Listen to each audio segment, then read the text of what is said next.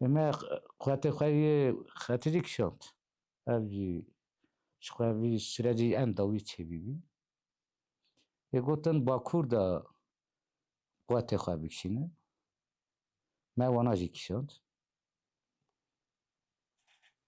یعنی جویشون دا گاوه ام باویجن ما هاوید اگر اف سرج بمشه چه gerek bir rebe rapu bir gave avet. O bina pek ekeci bu dest serukatı xort bebe me fedakariyek mezin kir. Jivi şunda gave em babeje nine. Jivi şunda endi bardı keve sermeli devleti Türkiye. Eri nav devleti Türkiye da jî bêjin hinek nikaş hene. Lê ama ev nikaşana bi axaftinin fermiyetekî wî nîne. Yani sebe çi nizikminek daynin zelal nîne. Boy wê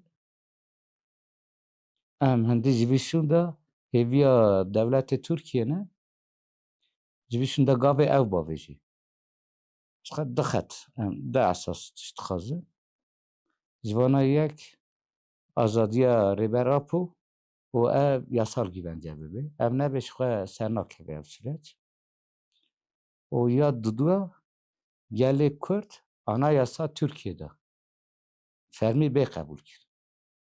Yani sadece işte em Kurdara birane tarixê me berê bevdîra hene û van axaftinê wisa bi devkî meşruiyetekî xwe nîne û me jî tatmîn nake çikî em hevdî baş nas dike nêzî çil û heşt sal e em bevdîra şer dike û berê jî hinek em tarîx zane